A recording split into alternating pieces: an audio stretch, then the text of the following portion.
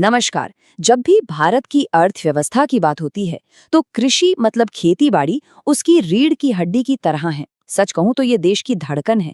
देश की आबादी का एक बहुत बड़ा हिस्सा इसी पर निर्भर है। तो चलिए आज भारत की कृषि की इसी धड़कन को और करीब से समझते हैं। जरा इस आंकड़े पर गौर कीजिए। सिर्फ ये एक नंबर ही बता देता है कि भारत में कृषि का पैमाना कितना कितना बड़ा है। सोच कर देखिए, भारत की 2/3 आबादी मतलब हर 3 में से 2 लोग सीधे तौर पर खेतीबाड़ी के काम में लगे हैं। ये सिर्फ हमारे पेट भरने का जरिया नहीं है, बल्कि हमारी बड़ी बड़ी इंडस्ट्रीज के लिए कच्चा माल भी तो यहीं से आता है। तो सवाल ये उठता है कि आखिर ये पूरा सिस्टम काम कैसे करता है। तो चलिए शुरुआत करते हैं खेती के तरीकों से। देखिए, भारत में मोटे तौर पर 3 अलग-अलग तरीकों से खेती की जाती है। आइए एक-एक करके इन सबको समझते हैं। अच्छा, इन तीनों में जमीन आसमान का फर्क है। एक तरफ है प्रारंभिक निर्वाह खेती। इसमें किसान पुराने औजारों और अपने परिवार की मदद से सिर्फ इतना उगाता है कि उसका अपना गुजारा चल सके। दूसरी तरफ है गहन निर्वाह खेती। यहाँ पर जमीन के एक छोटे से टुकड़े पर बहुत ज्यादा पैदावार करने का दबाव होता है, क्योंकि एक बड़ी आबादी का पेट भरना होता है। और फिर आखिर में आती है वाणिज्यिक खेती, जिसका एक ही लक्ष्य है, बाजार में फसल बेचकर मुनाफा कमाना। अच्छा, इसी प्रारंभिक खेती का एक सदियों पुराना तरीका है जिसे कहते हैं स्लैश एंड बर्न कृषि। इसमें होता यह है कि किसान जंगल के एक हिस्से को साफ करते हैं, उसे जला देते हैं और जो राख बचती है वही प्राकृतिक खाद का काम करती है।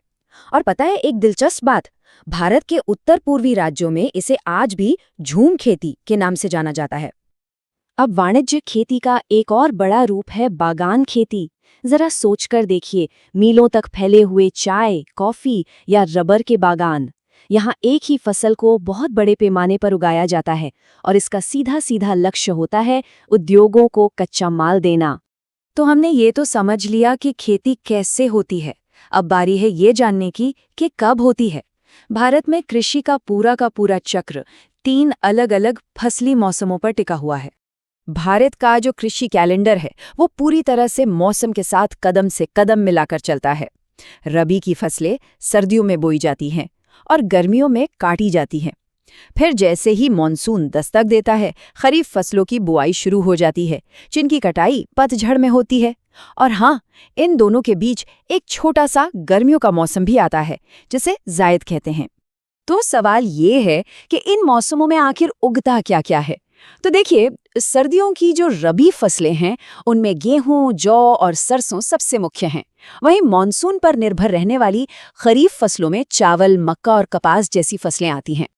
चलिए अब बात करते हैं भारत की कुछ प्रमुख फसलों की।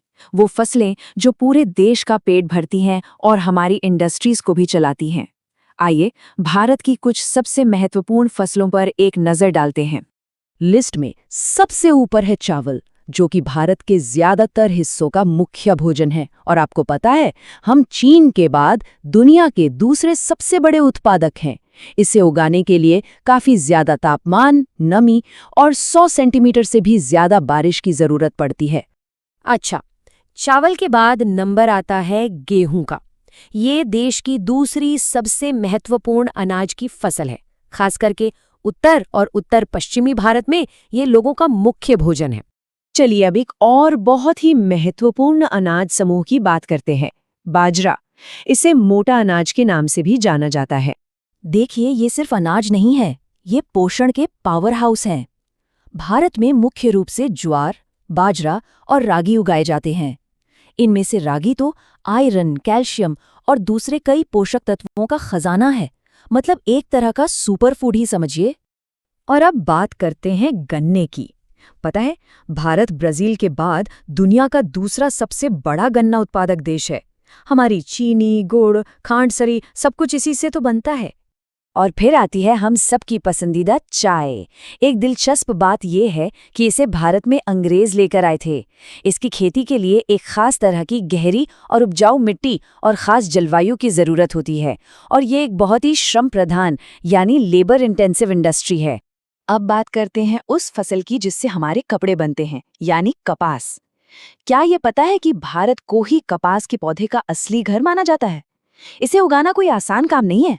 इसे पकने में 6 से 8 महीने लगते हैं और इसे बढ़ने के लिए 210 दिन बिना पाले वाली तेज धूप चाहिए। और इस मामले में भी हम चीन के बाद दुनिया के दूसरे सबसे बड़े उत्पादक हैं। लेकिन यहाँ एक बहुत बड़ा सवाल खड़ा होता है। हम हजारों सालों से खेती करते आ रहे हैं, पर क्या ये पारंपरिक तरीके एक इतनी विशाल और तेजी से बढ़ती हुई आबादी का पेट भरने के लिए काफी हैं?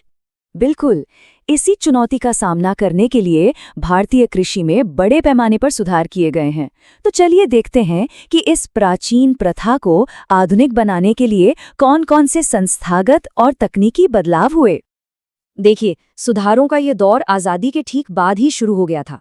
सबसे पहले जमींदारी प्रथा को खत्म करने जैसे भूमि सुधार हुए।